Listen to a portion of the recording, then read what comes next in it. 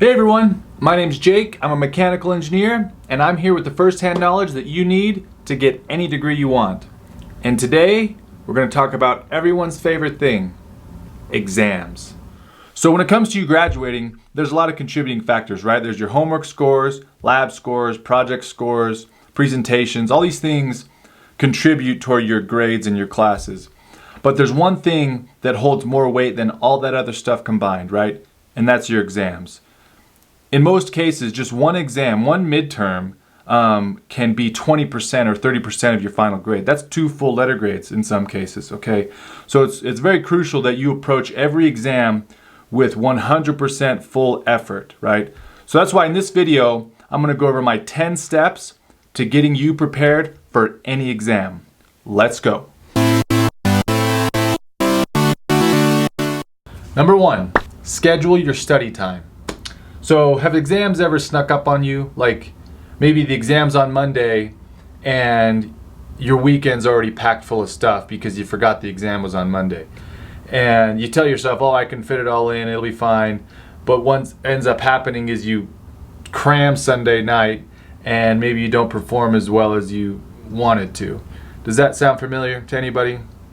Ain't nobody got time for that. So when I say schedule your study time, that's what I mean. Actually schedule this time with yourself, right? Put it in your phone, block out those days, 2, 3, 4 days before every exam, whatever you think you need, and leave it empty, okay?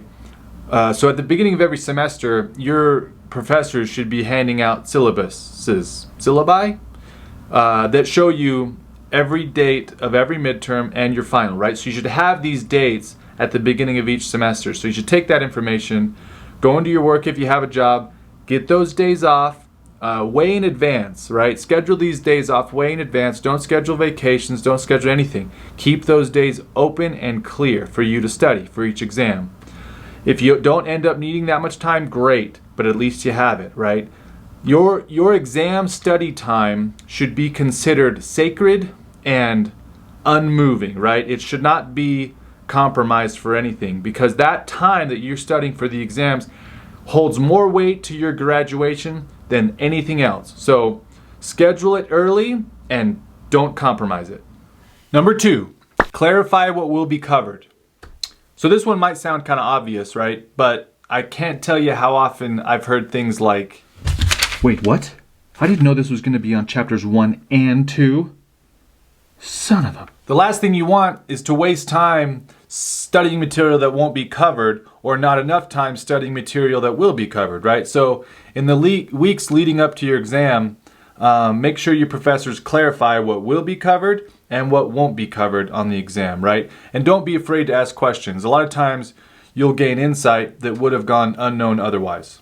Number 3, clarify the type of exam. So again, this might seem kind of obvious, but there's a huge difference between a 50-question multiple choice exam and a 4-question problem solving exam, right? So make sure your professors clarify the type of exam prior to exam day. So what type of questions will there be? What type of materials will be allowed during the exam? Is it open or closed book? How many questions will there be?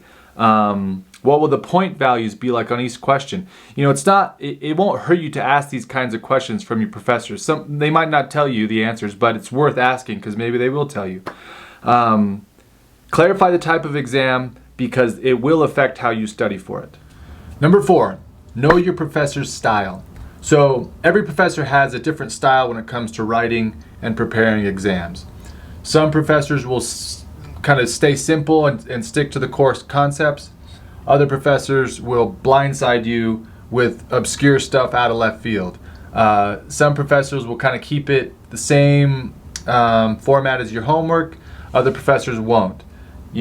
Some curve the scores, others don't. So getting to know your professor's style is super valuable and it will shape how you study. So a great way, probably the best way to get to know your professor's style is to get your hands on previous exams that they've written.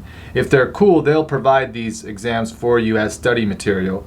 But if they don't, and be careful with this, if they don't, maybe get to know some upperclassmen and maybe they can let you borrow some of their previous exams. But like I said, be careful. You know, your school or your professors might not allow this kind of behavior. Either way, though, you should try to get your hands on previous year's exams, because that, more than anything else, that will give you an idea of your professor's style, how they prepare their exams. Because getting to know that will go farther than anything in shaping how you prepare, how you study. Number 5, refresh the core material.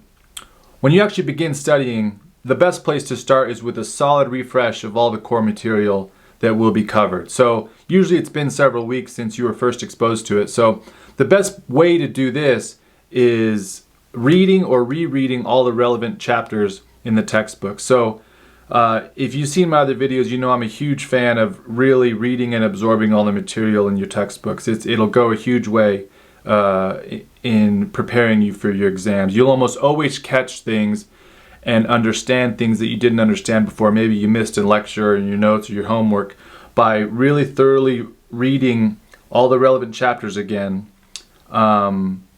It will really smooth out a lot of the stuff, maybe the questions that you have leading into the exam. And you know, usually your teachers will provide a study guide for the test, and you can kind of use that to guide your reading. But you know, usually this meant 1 or 2 days for me before I started really studying. I would sit down, read, absorb all the relevant stuff in the chapters. Trust me, this will go a long way in preparing you for any exam. Number 6, test yourself.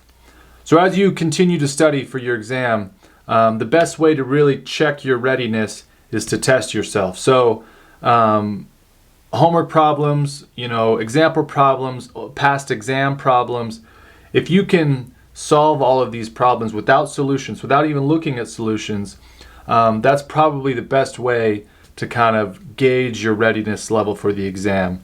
It's always easy to think you're ready, think you know how to solve problems when the solutions are right there in front of you.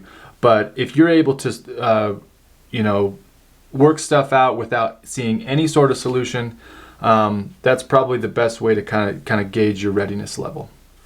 Another great test that you can kind of perform to see if you're ready is try to teach the material that you're studying to someone else, maybe a study partner.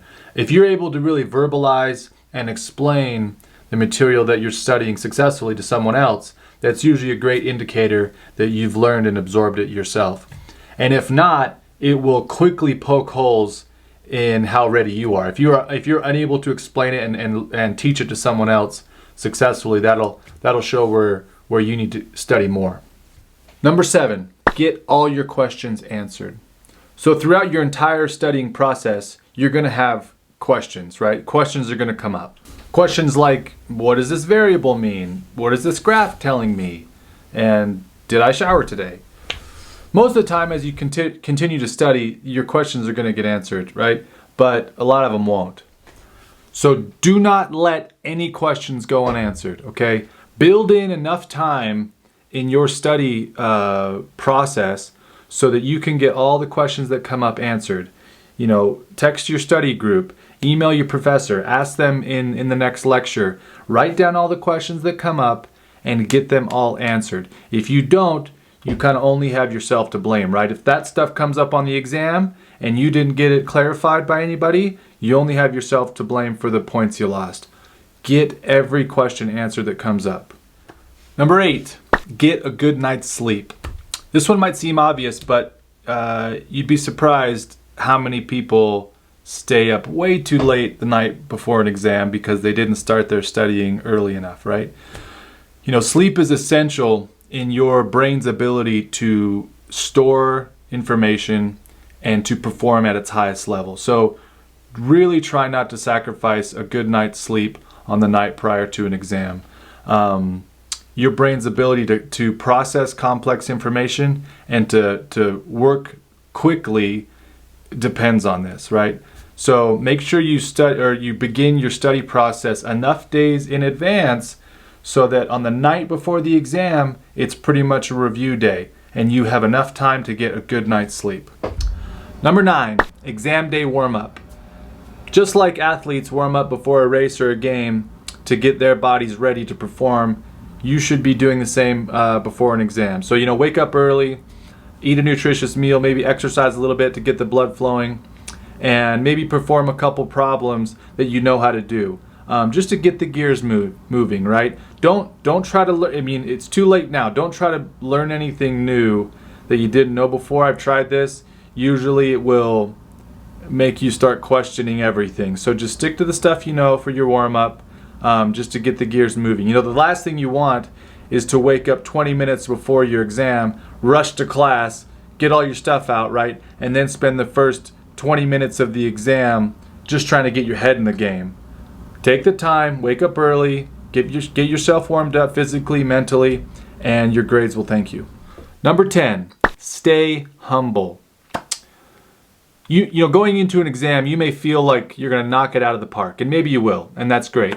But if you're not getting the scores that you want, it's very important that you stay humble and that you be willing to admit to yourself that maybe something wrong with your process, right? Maybe you didn't take enough time to study. Maybe you didn't refresh the core material enough. Maybe you didn't spend enough time solving this kind of problem or whatever.